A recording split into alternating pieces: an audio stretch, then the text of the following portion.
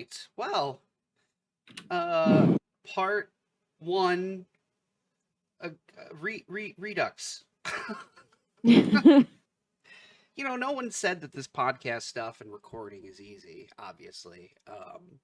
And we had a little file conversion problem, so we may or may not be doing this all over again.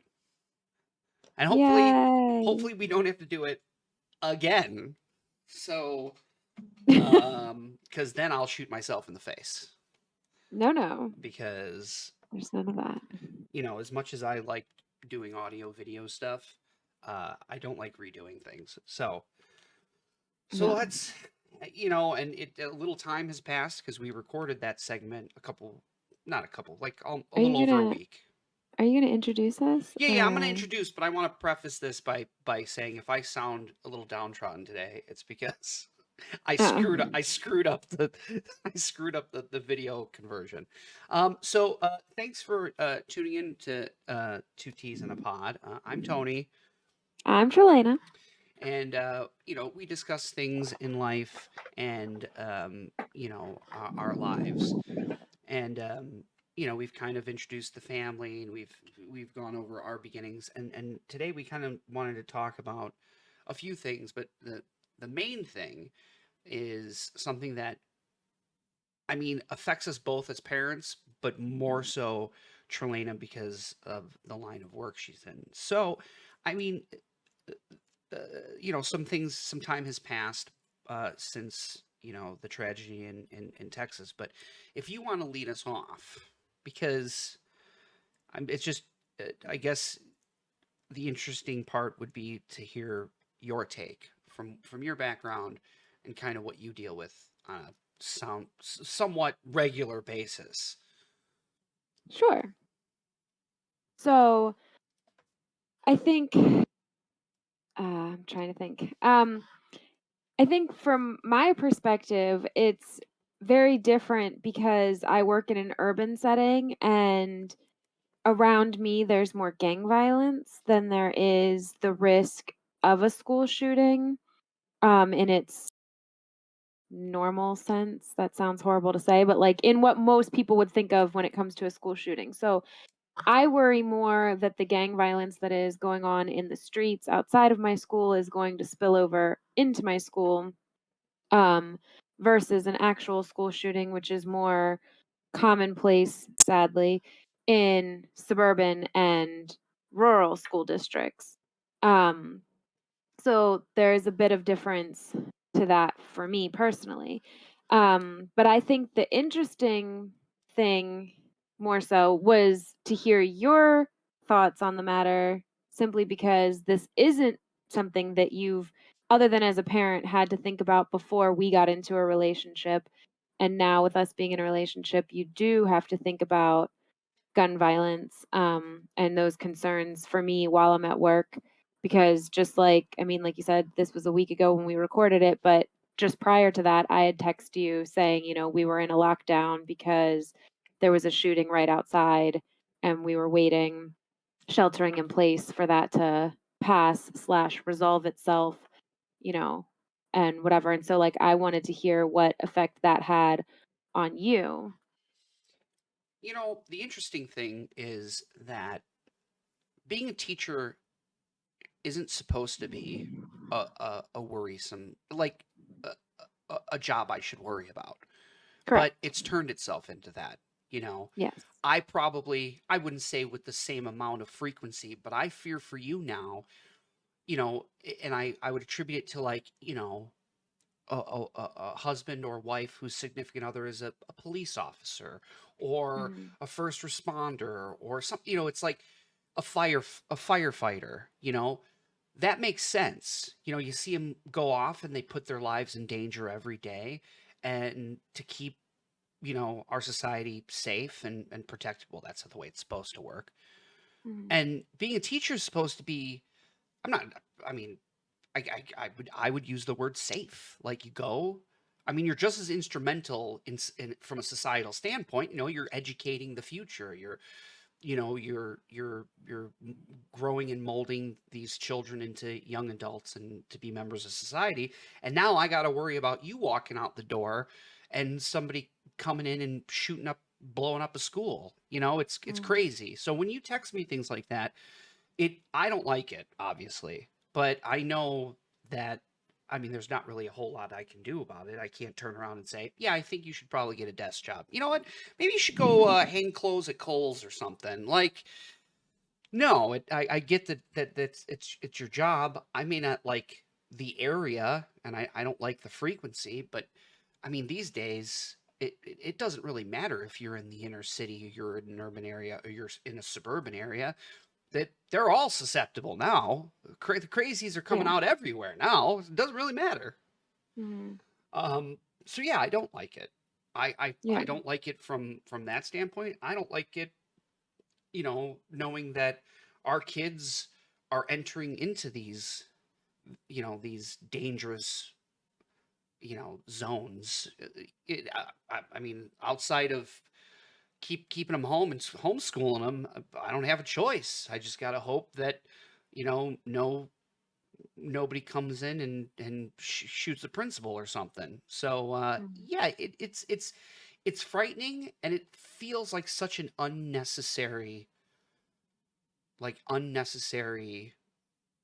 emotion. Like, I shouldn't have to be worried that you're going mm, off to work or the kids are going off to school. There's enough worries in this world, and now we got to worry about that. Let's just add that to the shit pile. mm. And it shouldn't, I mean, like you said, like, it should not be that way. Like, it should be that sending your kid to school is a safe thing to do, or like you said, like, for me to go to work shouldn't come with that set of risk factors. And I know earlier this school year, one of the, I don't know, like, worst or like scary, I guess you could say, experiences that I've had with this is obviously like all schools, we have to do practice drills for school shooter. And on that particular day, usually I have pockets or whatever that I keep my cell phone in so that, I mean, not just so that I can, text you if I want to, but also so that, other staff will text me like if something's going on or whatever, and we kind of alert each other in that fashion because it's, quick and easy, and we're not sitting at our desks, at easy to email. But that particular day, I don't remember what I was wearing, but I didn't have pockets and my phone was on my desk, and the person in the office didn't know that they were supposed to say that it was a drill so that we didn't all super panic, while they announced, that we were going into a lockdown and that it was just a drill. And so they literally just called for a regular lockdown. And I mean, obviously you just react. And so I have a bathroom in my classroom, which not all classrooms do. But so all of my students and I have to hide in this, one stall bathroom together, in my classroom. And so I just immediately did that, and I didn't have my phone. So it was very scary because in that instance, I wouldn't have even been able to text you and tell you that anything was happening should it have ended up being real. Like, I had no access to the outside world, and it was a very scary like thing because it was like, what if this is the time? You know what I mean? Like, it was a very like, I can't even explain it, but it was not a good place to be in. And it's like you said, it shouldn't have to be that way. Like, I shouldn't have to go to work and worry about experiencing anything like that. No, you absolutely shouldn't. uh, Yeah. that should be a safe place. School's supposed to be a safe place for Yeah. students, for teachers. I don't. Gun violence.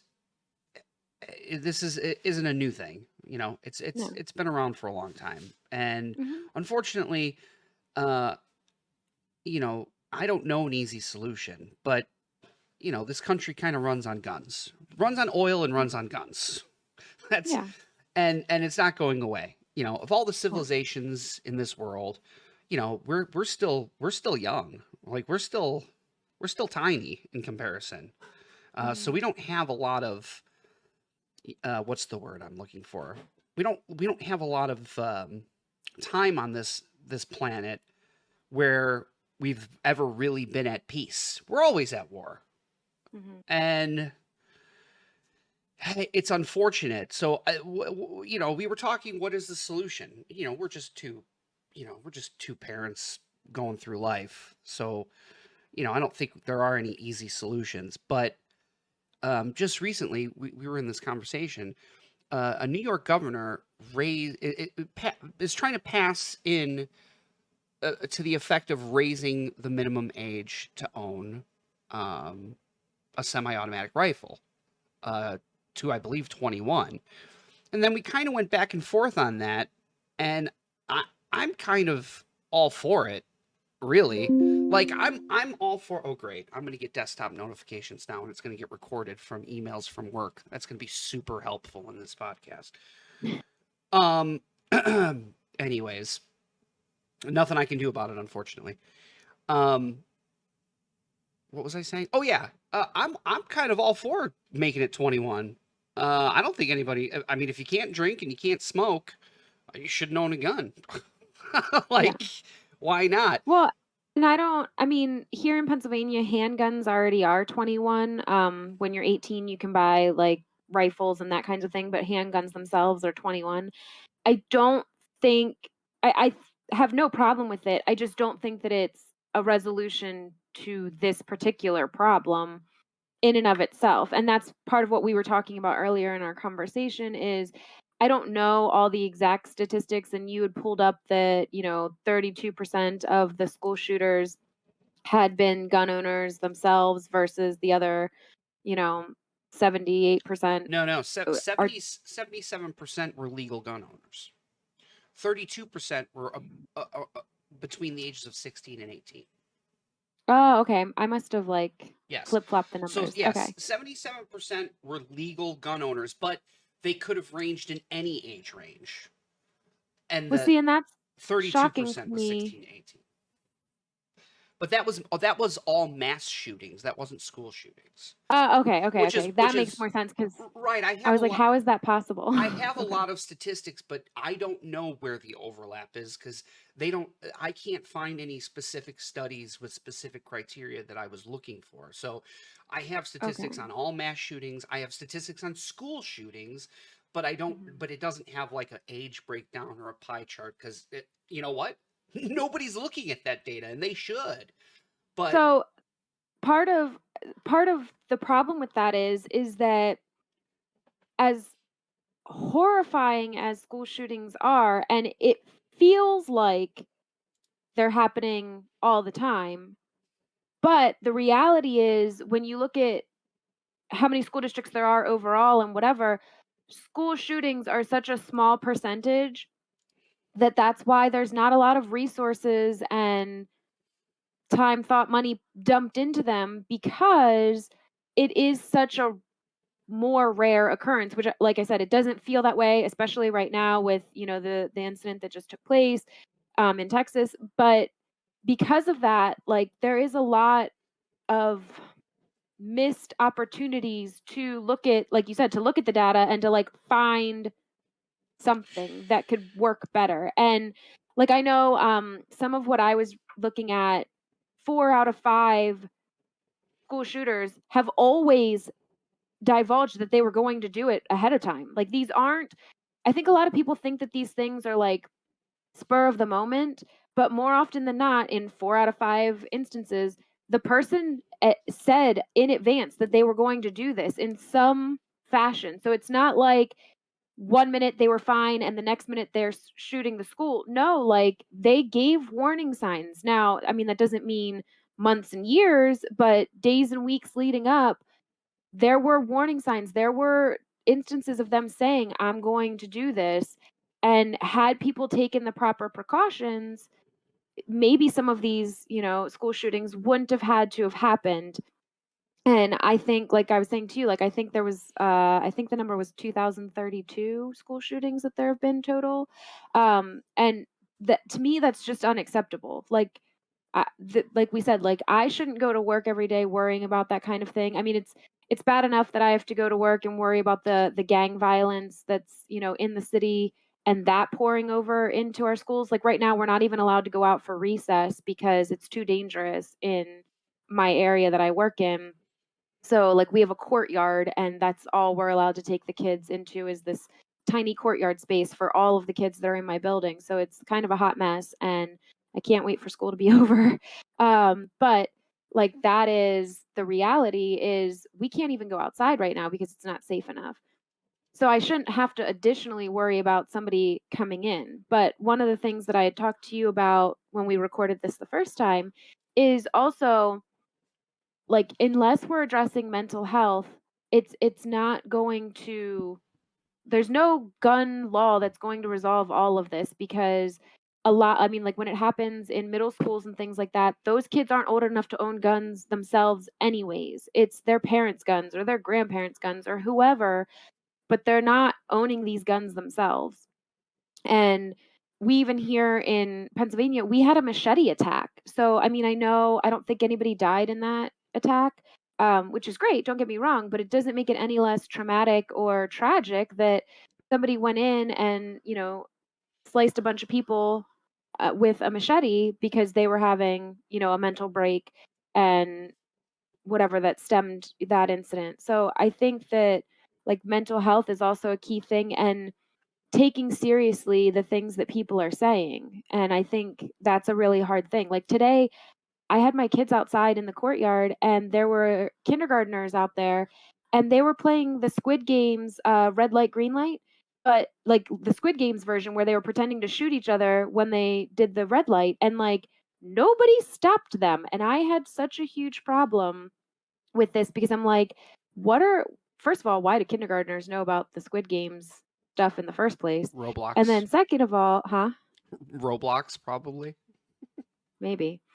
And second of all, like that shouldn't be allowed to be played in school. Like you shouldn't pretend to shoot your peers when they don't stop when you say red light. Like that I think that just perpetuates itself to, become numb to the idea of violence of that nature.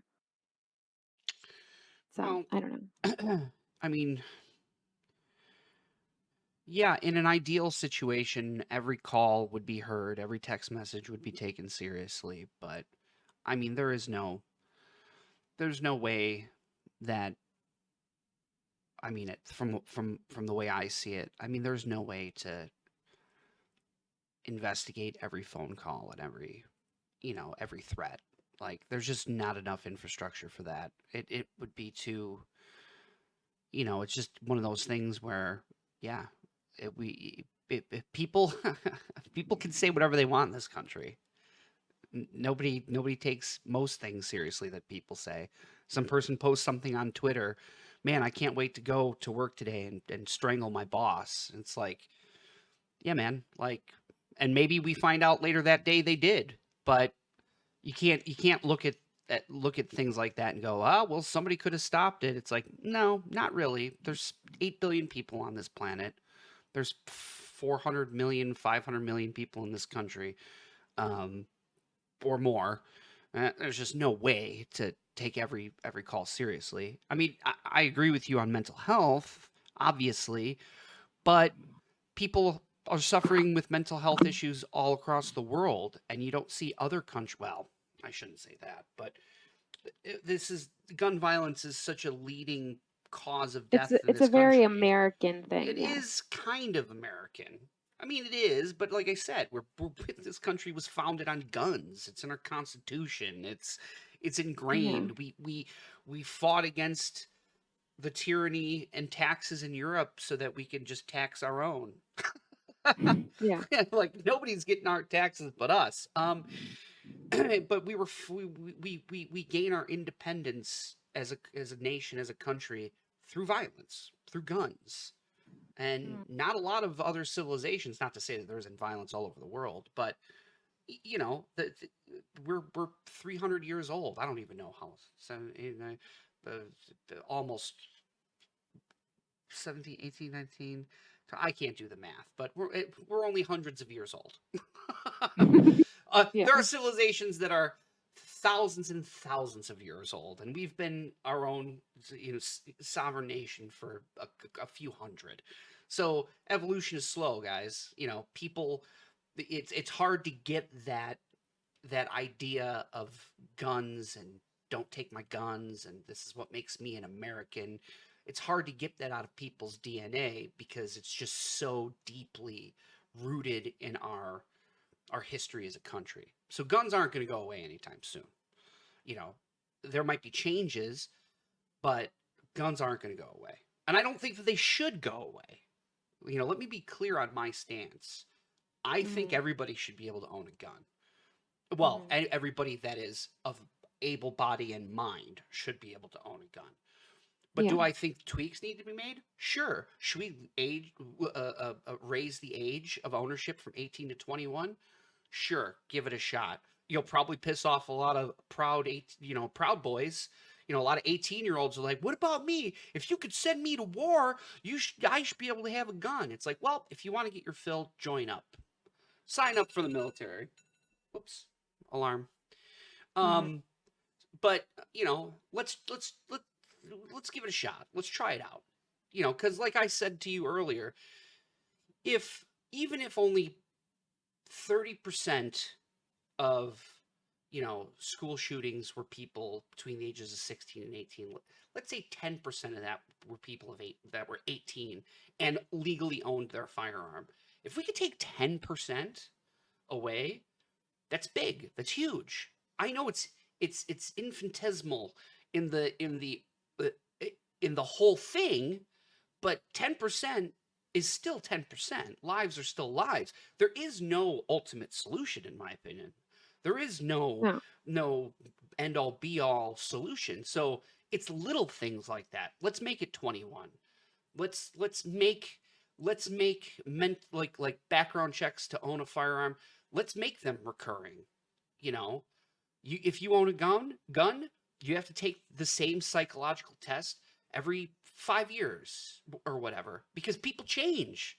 Somebody that's 18 and is of able mind and body, 5, 6, 7 years from now, could be a complete psychopath. You know, Well, and there's not even, I mean, I obviously can only speak for Pennsylvania and what I know, but here, it's literally just a background check. There is no psychological component whatsoever. So as long as you don't have a current record when you buy your gun, and like you said, it's not a recurring thing. So like today, if I go buy a gun, as long as I don't have a record today, I can buy as many handguns or guns in general at once as I want. And there's no restriction here on how many guns you can buy at a time, and there's no restriction here on how much ammo you can buy at a time.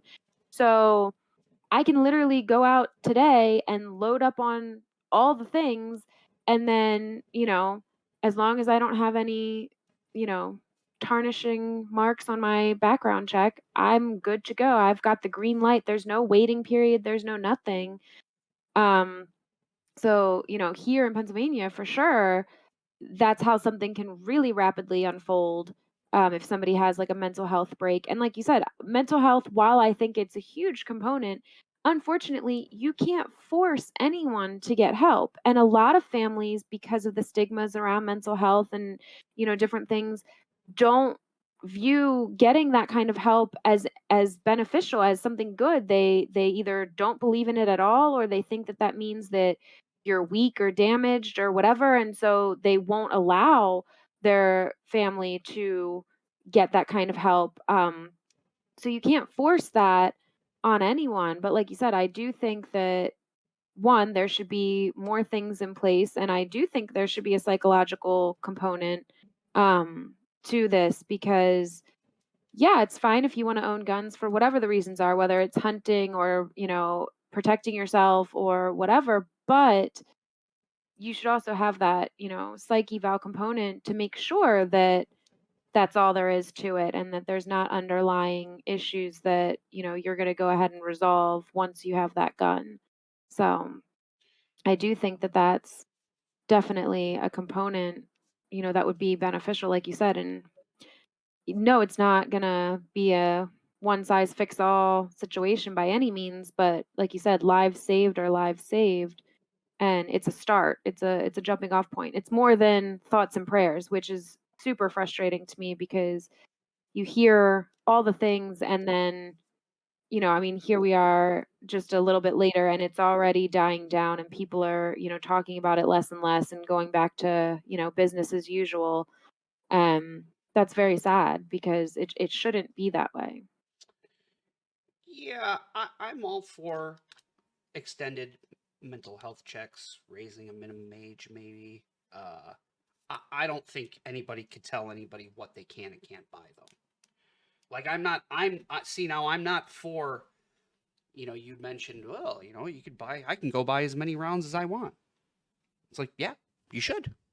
Because then where does it stop? Like, No, no, once no, I was somebody, just stating a fact. Like, I wasn't saying that that should change or anything. I'm just stating a fact that, like, here in Pennsylvania, I don't know how it is there in Illinois, but here in Pennsylvania, I could literally well, they're closed now, but tomorrow I could go to any gun store and buy as many weapons as I have the money for and as many rounds as they have in stock, and there would be nobody would bat an eye. Like, there's no waiting period, there's no nothing. That's all. I wasn't saying that any of that needed to change per se. I was just literally stating that's how it is here. I don't know how it is there. I know you have actual courses you have to take and things, correct? You said? you have to take a mandatory firearms training to, for like concealed carry and stuff. But But you but also have to get a firearms owner's identification. So you need a FOID card in Illinois, which is part of the process. It's like you have so to pay. see that so that takes time. Here in Pennsylvania, I don't need anything except for my driver's license and a clean background. Right. It takes 3 seconds. It takes it takes up to, well, not up to, but it could take longer. At the beginning of the pandemic, it was months, but I think it's about 30 to 60 days to get your FOID card.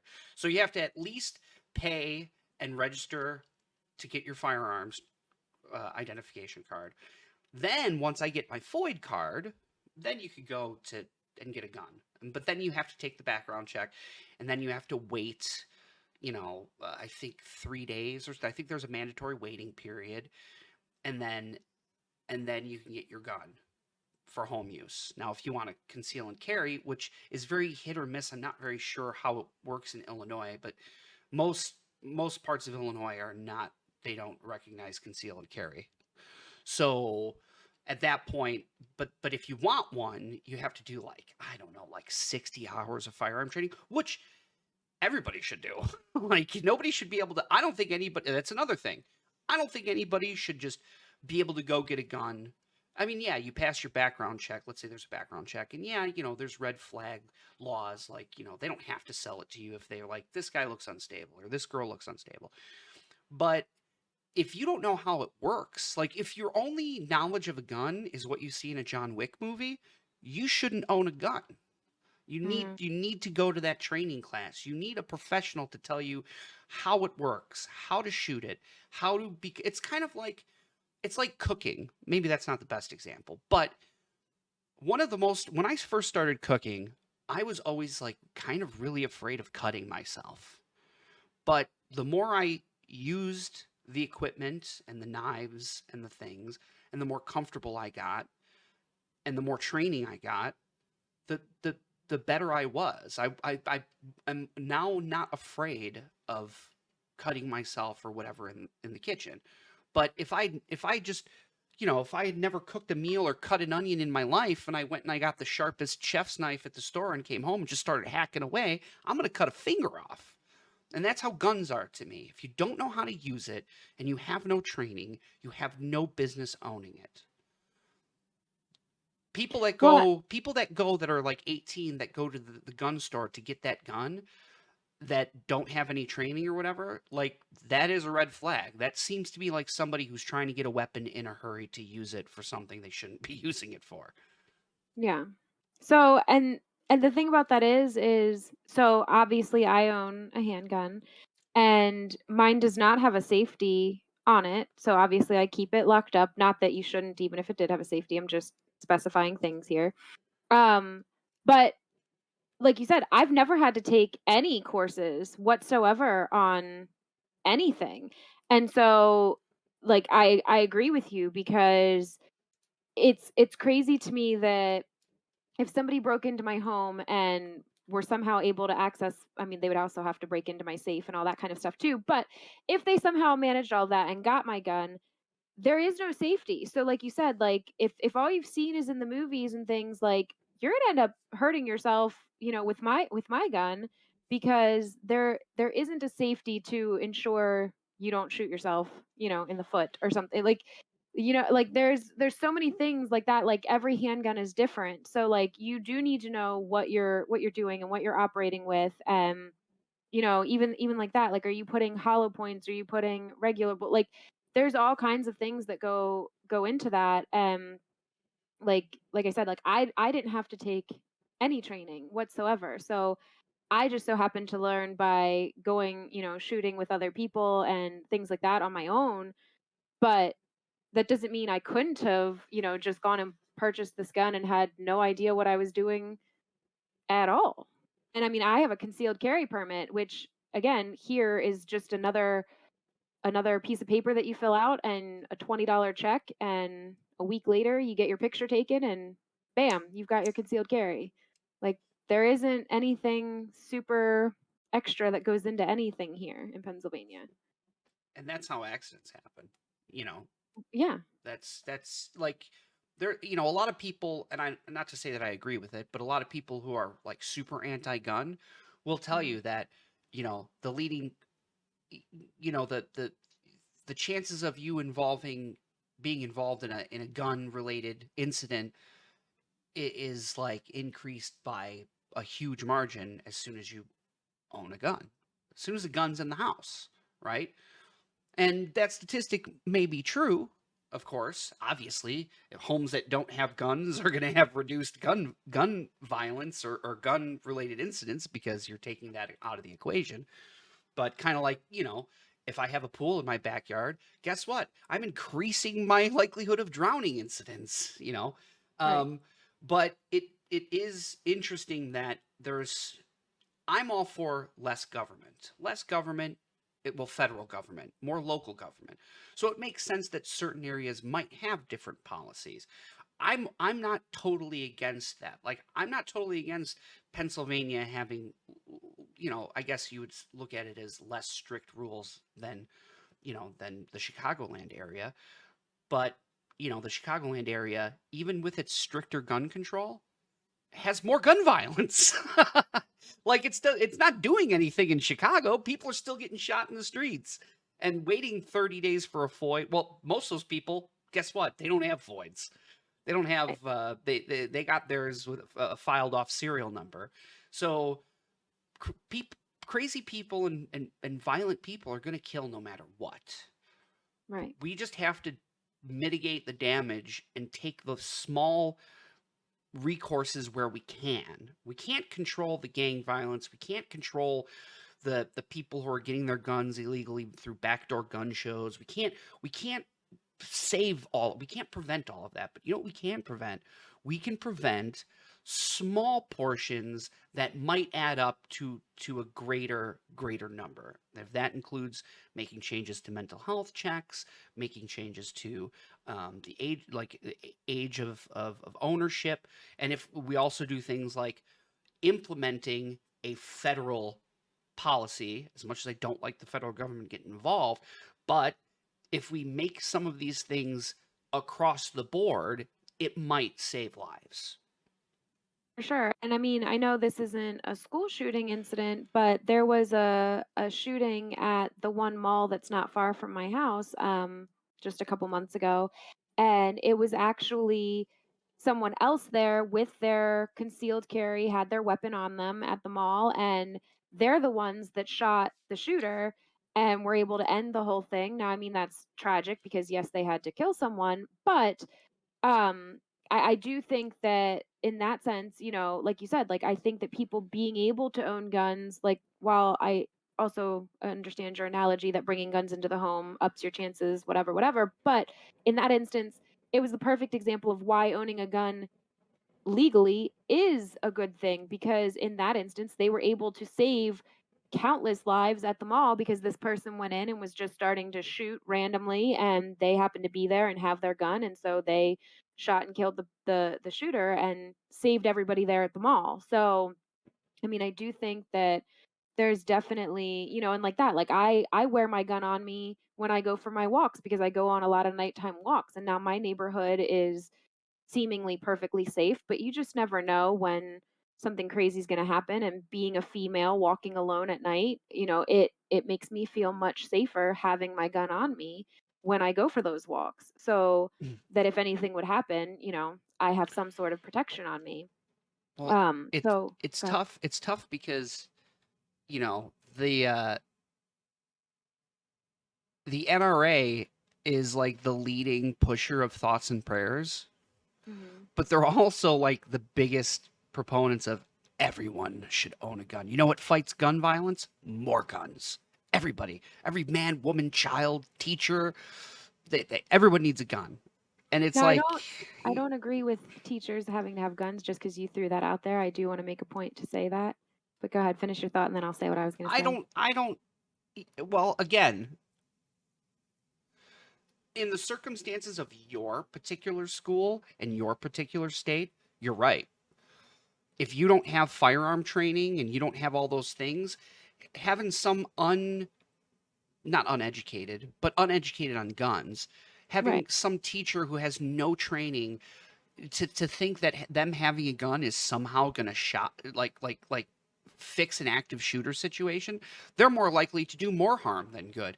But if Mhm. everybody got training and everybody went to the 60-hour course and was familiar and safe with a firearm, then yes, every teacher should have a firearm, but not just any Joe Schmo that goes into a Walmart and buys a handgun and puts it in their back pocket or their purse.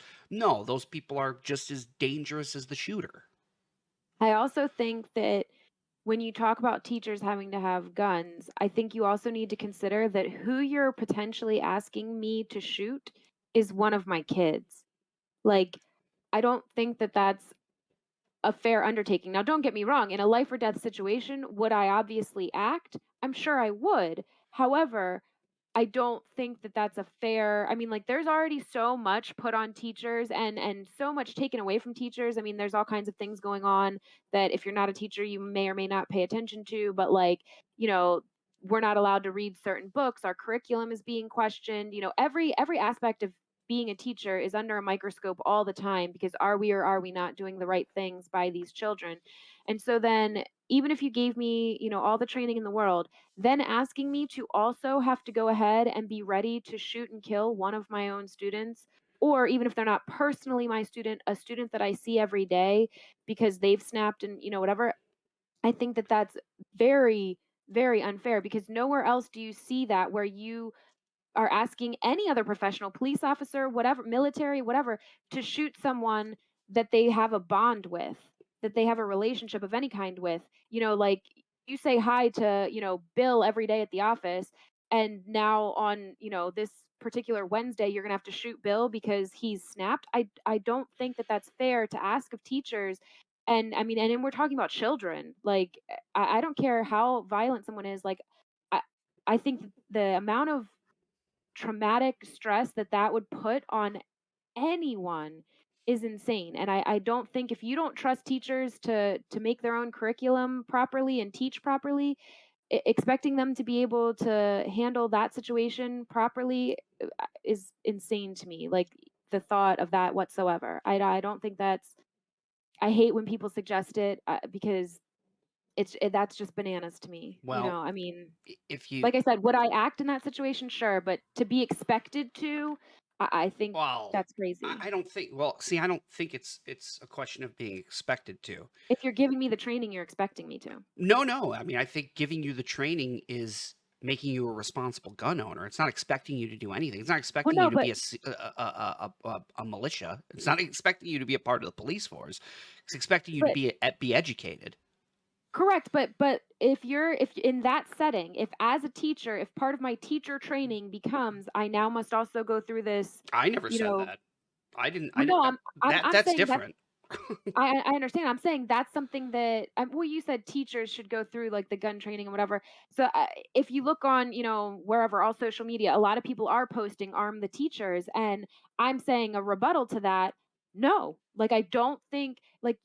you don't trust us in any other circumstance, and now you want to trust me to kill one of my own students? Like, Well, no. I think, and I don't want anybody to take this the wrong way, but if you don't have the courage to shoot a 15-year-old active shooter, you shouldn't have a gun.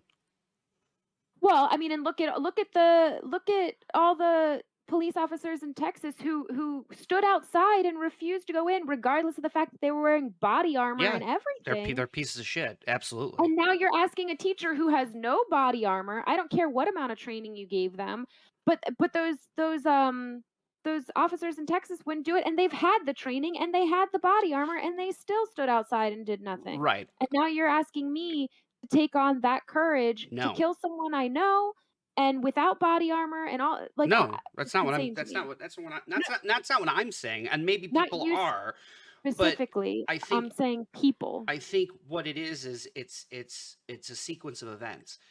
If you want a gun, you have to go through the training, whether you're a teacher Sure. or not. Right. And if you're a teacher that has a gun, but you can't shoot an active shooter in a school situation, then you shouldn't bring your gun to school. Well, Like, you can't bring your gun to well, school. that's what I'm saying, but if they did allow teachers to be armed in their classroom, I don't think it should be something enforced and expected on them. I think it should just be, if you get the training and you get the firearm, and we release a firearm restriction for teachers in schools, if you do meet the criteria, then you should be able to carry your gun in school. And then if there is an active shooter, you have to be you don't have to do anything. You could keep the gun in your purse and not do anything with it. Or you could take action like the person did, this past weekend that you said. I'm just saying that the if we cut out and say no teachers can bring a gun to school, then that could potentially, well, unfortunately, with the current circumstances, that could leave people susceptible to, you know, dying in a mass school shooting. If one person has a gun, one teacher, and that teacher is willing to use said gun to protect themselves and the students, then it could potentially stop something. But a lot of criteria has to happen first in order for that to happen. I don't think they should roll out, okay, we're arming all the teachers with handguns, and you have to carry it on you. And at the first sign of incident, you blow their head off. Like, that's crazy. Because, I mean, for one, nobody mentally should, out the gate could prepare for that. And also, you're opening yourself up to a lot of civil liabilities and things. And how do Mhm. you distinguish one threat from another? I think the best case is always to, do what you do in your drills, whether it be barricade the door, protect yourself, hide under the I think desk, that's crazy too that there's no, whatever. like, universal policy on that either because, I mean, ours I don't agree with our sitting duck policy where, like, I just have to go and hide with my kids and hope for the best. I know at Giuseppe's school, they have the open policy where, like, if you can run, run. If if they're nearby, then you hide, and, like, it's a multi-step policy there where, under these circumstances, you do X, under these circumstances, you do Y, like, but theirs is more of an escape because, I mean, obviously sitting duck as long as you're in the building and they don't run out of ammo, which has never happened in any school shooting incident that I'm aware of, they can have the potential to kill you. So like I said, that day that I was hiding in my bathroom with my kids just a few, weeks ago, I literally there's a little stool in my bathroom in my classroom and we have like the aerosol cans on it and I was literally like in my head because they forgot to say that it was just a drill. I was like planning and I'm like, okay, I have this stool. I'm gonna, use the spray and the stool if they come in here because like what else am I gonna do? And I'm not just gonna die. Like I'm gonna go down with a fight. So like I was literally like in my head mentally like looking around like what things could I use as a weapon? What things could I use to like get myself out of this situation? Because when you're a sitting duck, I mean, and like that, we're crammed like sardines in a bathroom stall. What am I gonna do if somebody actually came in there? Other than just wait for them to shoot me, like, so I was literally planning out, like, my plan of attack, and to me, that's crazy. Like, I don't think that should be the policy. Well, Like, okay. so, and other school districts don't. Other school districts, like I said, like Giuseppe's, they do have a get out, go to your nearest exit kind of, whatever the closest, safest thing you can do is. But my school, it's just, hide and sit and wait. And I think that's crazy too. So Well, that's another thing. you know who would have protected you in that situation? Who's an extreme expert in guns and violence? Mm, Tom Cruise. yes. Yes. He would have. He would have. He would have. Tom Cruise, my bro. Mission Impossible style. Mission Impossible style. Yeah. God, great movies. Um, well, we're kind of at time for the segment. Yeah. And then we're gonna lighten the mood. We're gonna play a little game. Yeah. We're gonna hear from big man Nick B for a little bit, Oh and, yeah. and then we're gonna talk about my somewhat possibly unhealthy love of Tom Cruise. Yeah. So, I mean, we're gonna cut, but most people are just gonna hear my voice pick right back up, and are gonna notice your mic quality improve significantly. Right, You're not right. gonna sound like you're talking through toilet paper anymore. Perfect. Love to hear it. All right, so on to game time. Yes. It's game time. So exciting. Oh, yeah. Wait, do we have special sound effects for this? No. So I get no gratification for getting these right. I mean, my respect. I don't know. That doesn't seem worth it to me. Yeah, there's no prize. No prize to be had. All right. So this is a game Mhm. that will tie into a very brief segment, but I see, and disclaimer, I didn't write any of these. Right. What I'm going to do is I'm going to describe a movie Mhm. poorly, Mhm. and we're going to see if you can figure out what movie it's from. Sure. Nick B, if Can I phone a Tralana- friend? Well, I was going to say, if Tralana doesn't know it and you want to jump in, feel free. I mean, you could walk the 10 feet. I mean, you don't have to, but okay. Nick B will be joining us for this segment. Well, let's compete. Oh, gosh. Okay. Okay. Nick B, Nick B, you might be winning this one. I'm not going to be good at it. you versus Tralana. Okay. Woo. Perfect. Most of these are mainstream. Some of them I will specifically tell you if it's animated. Okay. Take a seat. That mic is still hot. Okay. Welcome back, Nick B. All right. We'll start with Tralina. Sure. We'll go back and forth. Mhm. And we can both steal, right? Has the option to steal. Perfect. Okay. Number 1. Grumpy emo chick ponders whether to shag a corpse or a dog over several years. Wait. She gets to answer. If she doesn't get it or no, you have a chance to steal. If you want me to repeat it, I can as well. I mean, I heard it. Okay. I'm having a what the fuck movie is that moment? It's not animated. It's not animated. It's not animated. I will tell you if it's animated before the question or before the plot. Yeah, I'm gonna pass. He can have a turn. Can I have a repeat? Grumpy emo chick ponders whether to shag a corpse or a dog over several years. I don't know. The answer was Is it like I don't know, like Twilight. jeez. These are bad movie descriptions. Just All keep that in right, mind. All right. Bad plot. I need to get in the right descriptions. frame You need of to get mind. in the right for this. headspace. Yeah, yeah. I was not in the right headspace. All right. All right, next one. Nick B. Nick B. Everyone tries the ice bucket challenge. Is that it? That's it. Ice bucket. Ice bucket challenge. I don't know. Maybe if you say it one more time, you'll get it. You don't know? Nope. Okay, we'll hand it off to Tralana. Titanic. You got it.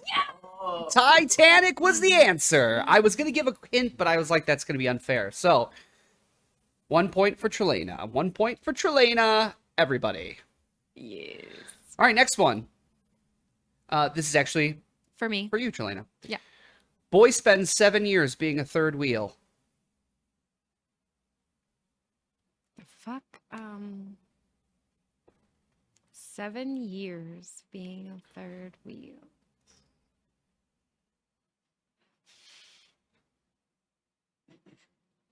Pass. You can steal, Pass. so you don't know. I have no idea. No. Harry Potter. Ah. Harry Potter. I thought that was an easy one. No. Is Thought it- that was an easy one. I didn't really know the time frame on Harry Potter. I mean, about 7 years. Clearly. All right, this one's going to be animated. Mm. Okay? Nick B. All right. Nick B, this one's for you. Got it. This is funny. Girl does lots of drugs to escape. A girl does lots of drugs. And this is To animated? escape. Like, is it 3D animated or is it drawn out? Yes, animated?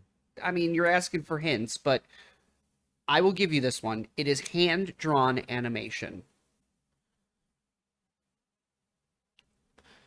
So this puts it before 1992. Oh. Then I have no idea.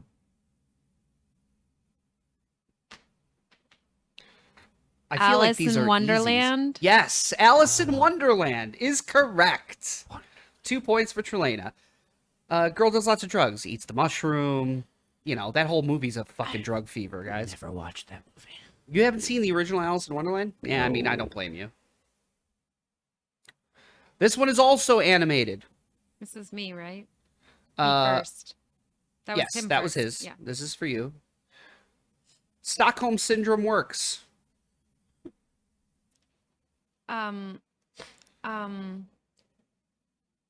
Stockholm Syndrome. Beauty and the Beast. You are correct. Beauty and the Beast. Do do do do do. Nick B was just crew lead, backstage crew lead on the 8th grade production of Beauty and the Beast. I did the lights. Yeah, it was very good production. Yeah. Okay, Nick B, this one's for you. Man, I would love to do that one, but you'll never get it. I don't want to play favorites, but I got to keep in mind the age. A lot of these Sure. Yeah. he's never seen. Little nepotism. It's not, fine. it's not, Fine. it's not. Fine. Like a lot of these you would probably get because you've probably seen them, but Are you calling me old? no, I'm not calling you old. I'm just saying, you know. Mm-hmm. This one's kind of vague, so I might give you a hint. But it is a guy learns to love a girl without her Instagram filters. That's what happened with us. Yes. Once my filters got taken away.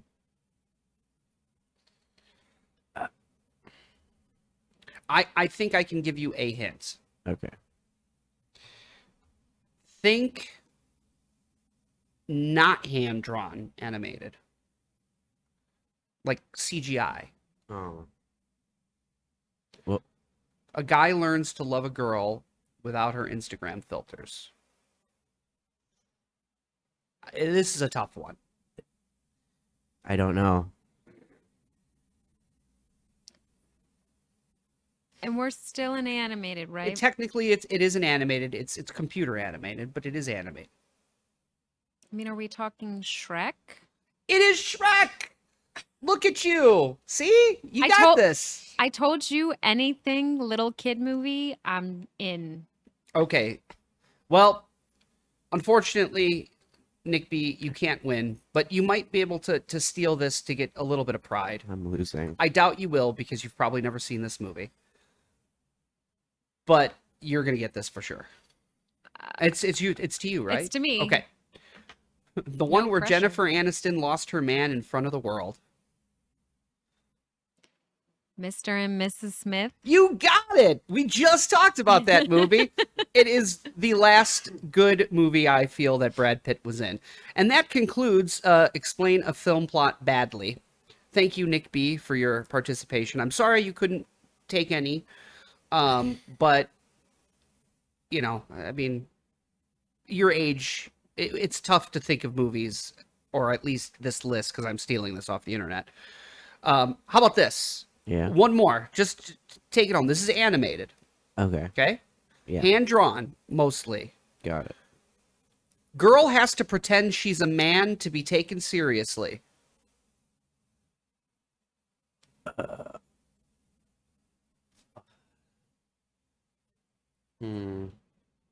Starts with an M. Mulan. Mulan! He got it! Yeah. Yay. You got a point. I got a I point. had to at least let you walk away with something. Got a You're on the point. board. That's all that matters. And that concludes our game. Got a point. Thank you for joining. You're welcome. Okay. All right. Let's get a round of round of applause for Nick B. Nick B, everybody. So that leads us into our final little segment. Yeah. So we watched Top Gun Maverick. Yes. Spoiler alert if you haven't seen it and want to see it. No, I'm kidding. I don't think there's I going don't to be think any. we're gonna- I'm not going to do spoilers. No. It was good. Yeah. I liked it. I understand why Tom Cruise lobbied so hard for this to come out in a theater Mhm. and not straight to on demand, because this is one of those films you have to see in front of a big screen. Yeah, it's very immersive. Very. I have a very, I don't want to say unhealthy. I said that earlier, but I love Tom Cruise action movies. Hmm. He's a complete psychopath. Yeah. Obviously, Scientology is pretty wackadoodle. Weird. Yeah. But when you look at movies today, Tom Cruise is the last, in my opinion, remaining big time blockbuster real life action star. He does his own stunts mostly. Yeah. That they'll allow him to do. Mhm. And I haven't seen a bad Tom Cruise movie in years.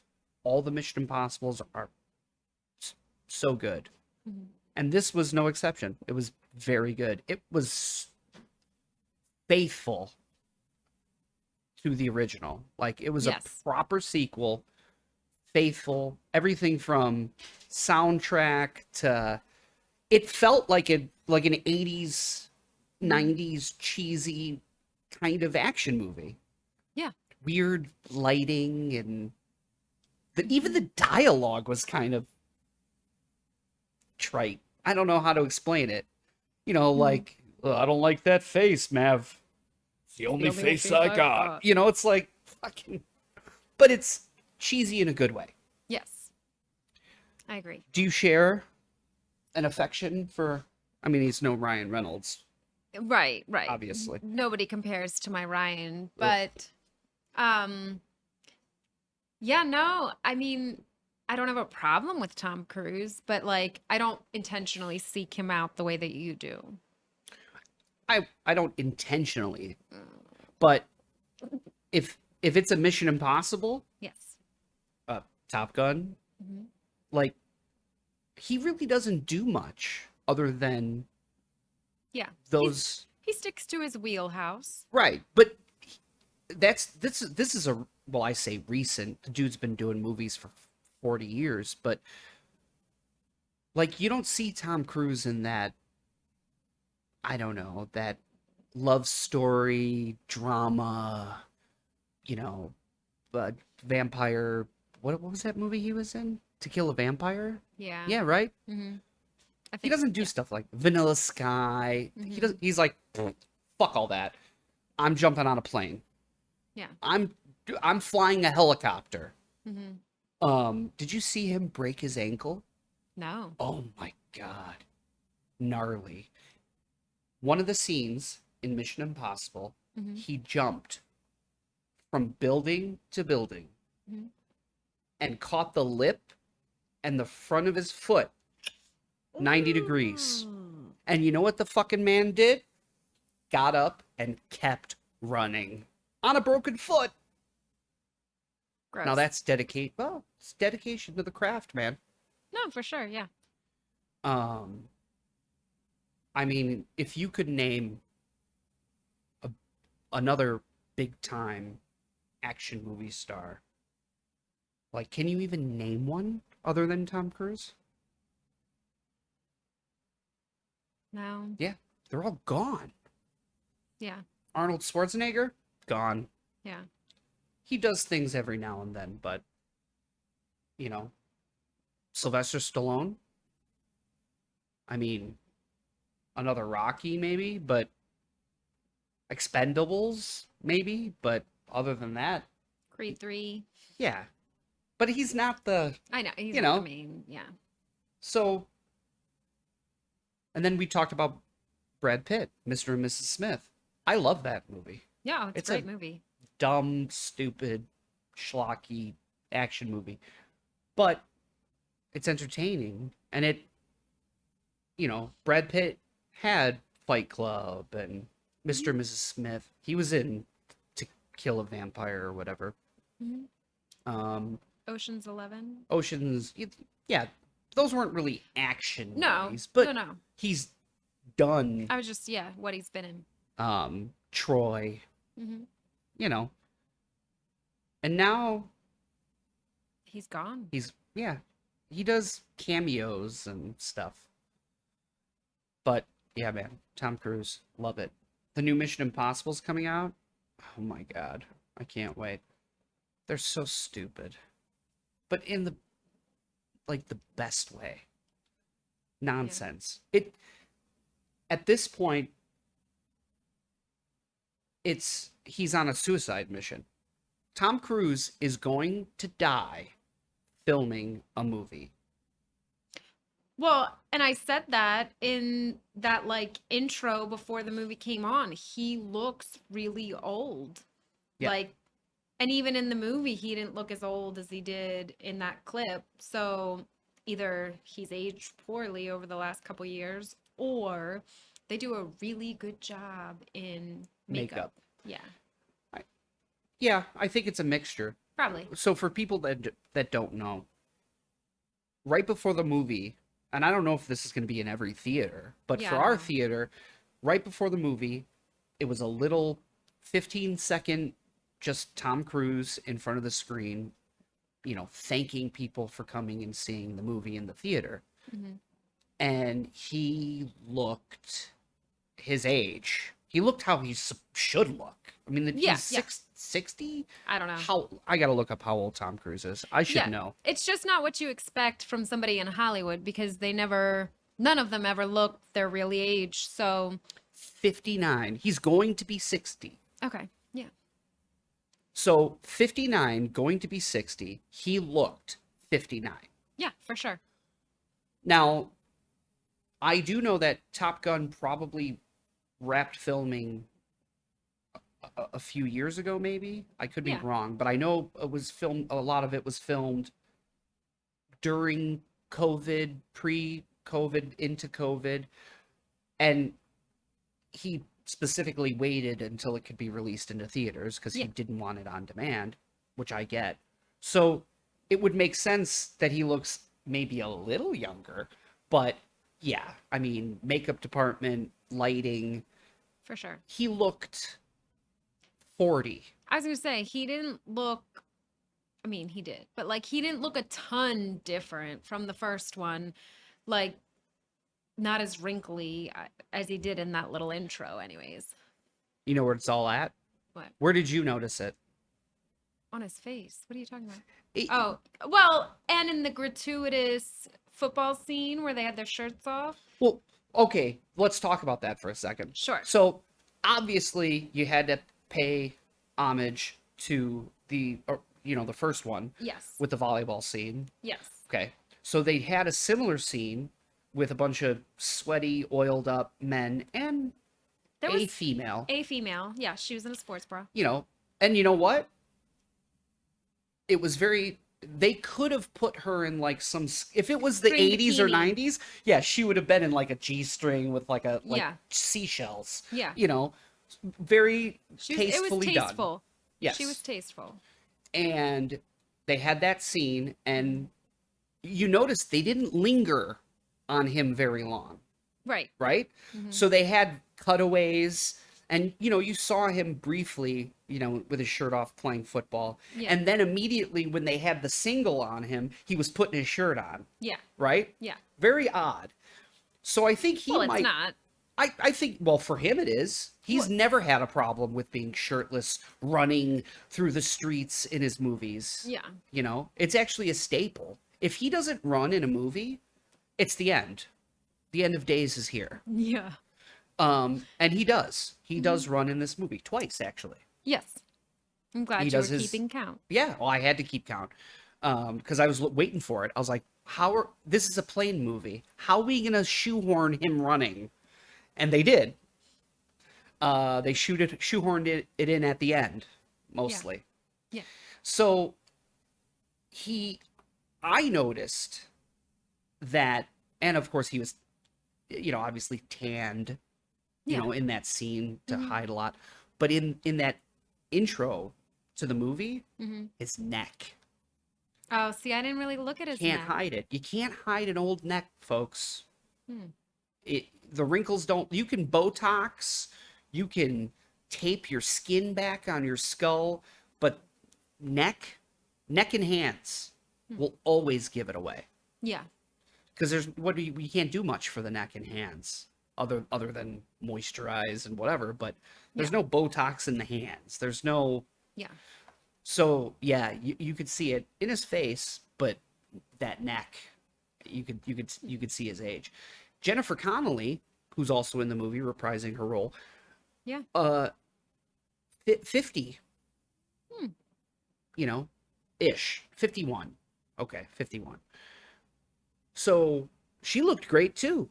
Yeah. But again, makeup department, Yeah. you Well, and so other than that intro, I feel like she aged more than he aged. I mean, and I guess like as a society, we're a harder critic of women aging, but to some degree. Mhm. But yeah, I noticed her aging more so than his in all of that. Yeah. I mean, well, that's because he bathes in the blood of virgins in the Scientology temple. So Right. clearly, So they won't let clearly- him age. In fact, Scientology's they're gonna cryo freeze him, Mhm. and then when the secret to aging is found out and reversed, they will thaw him, Yes. and then they will upload him to the mothership, and shoot him into a volcano. I don't know, Right. something like that. All the I'm not a Scientologist, but Yeah, it's along those lines. sure. But yeah, I loved the movie. I was a little mistaken. If you think he's flying the F-18, he's not. I thought he was. But then when I researched it and found out that it would have cost $70 million. When I proved you wrong. Yeah, well, I misread something. I thought he actually flew it, but he wasn't controlling the planes. He wasn't allowed to. The Navy Right. wouldn't allow him. Right. which makes sense. For sure. Because if he was going to die in a movie, Oh, it yeah. would be flying an F-18 straight into the fucking mountain. Yes. What a way to go. Yeah. I mean, at least it would be quick. Yeah, well, one would hope. Yeah. Assuming. Every other movie though, I think this might be the least amount of stunts he's had to do, but because they're in planes the majority of the yeah. movie. Mission Impossible, he's hanging off the side of the plane. Yes. He's flying the helicopter, the Mhm. Apache. Mhm. Obviously the insurance is astronomically expensive, and he's also always in a harness and all that. It's not like Oh. he's not, the precautions aren't made, but For sure. yeah, this was the least amount of stunts. So I'm interested in the next Mission Impossible, Mhm. because we're going to come to a point where there's no amount of physical conditioning, no amount of movie magic is going to stop, the aging process and its effect on a 60-year-old man. Right. So it'll become, at what point does he Hang it stop making these movies versus allow for a body double? Ooh, I don't think he'll ever. You don't think? I don't think he would, his pride. I don't think he would ever. I mean, there's a reason that he's riding the motorcycles and doing the chase scenes, and because it's a part of his character. It's a part of him now. I'm Yeah. the guy. I'm the Jackie Chan. Like, I'm doing my own stunts. And the moment you take that away from him, what do you have? Just every other actor. Yeah. And that defines him as a person, I think. And so, let's see. I don't know if this is correct. So 13, 8, 14. So 14. I don't know what you're Okay, doing. I'm doing math. Well, clearly. Harrison Ford Mm-hmm. in the abysmal, awful, terrible Indiana Jones and the Kingdom of the Crystal Skull. Okay. Okay? Did you ever see it? I don't think so. That was the one with him and Shia LaBeouf. No. It was terrible. I'm glad I Aliens, missed it. all kinds of shit.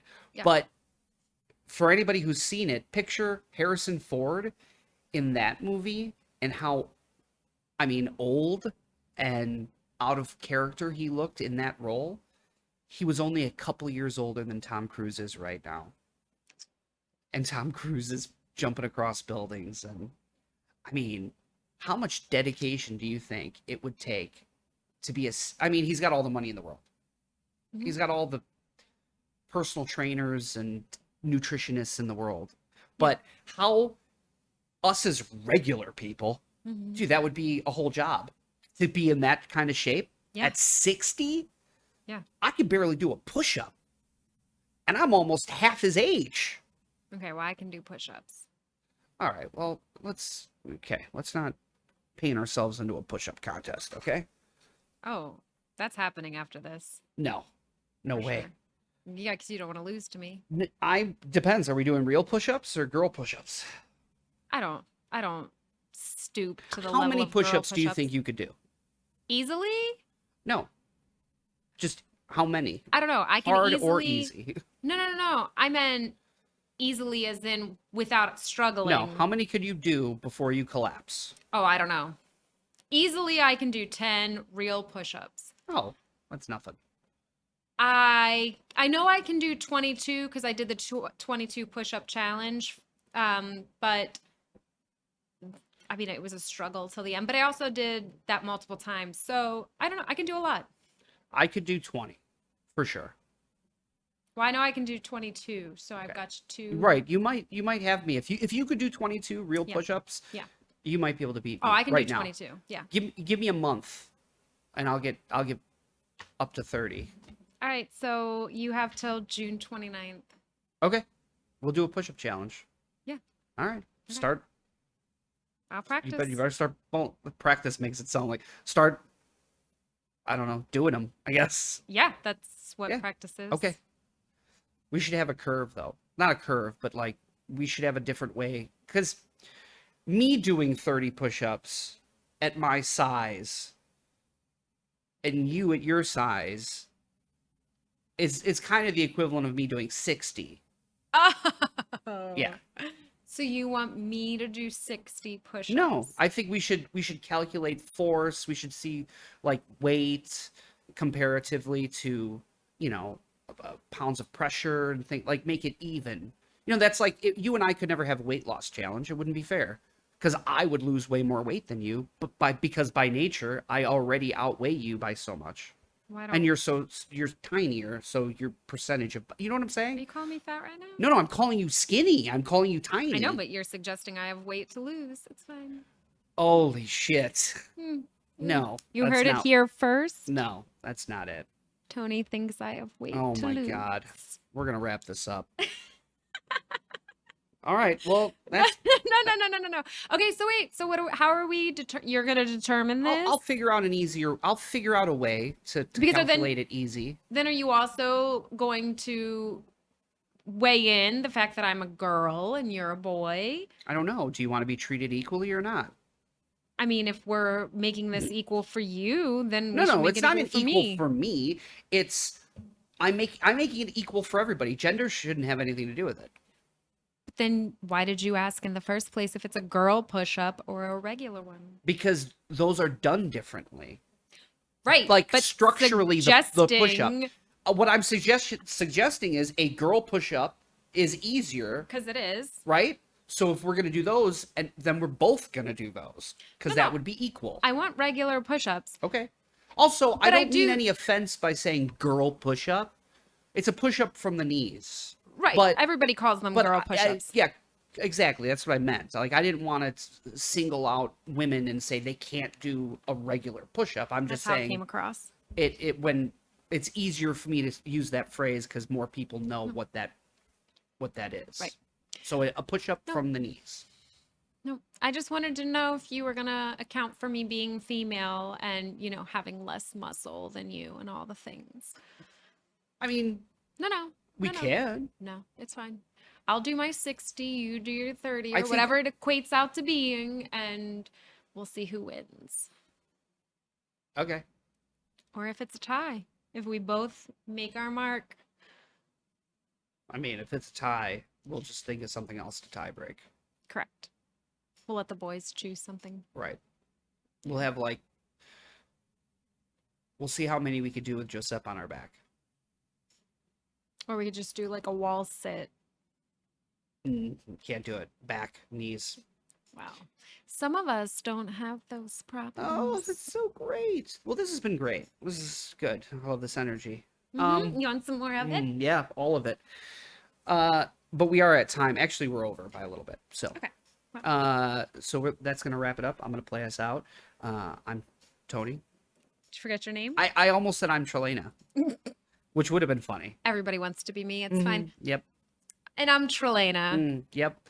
All right. This is Two T's in a Pod. Bye, everybody. Bye.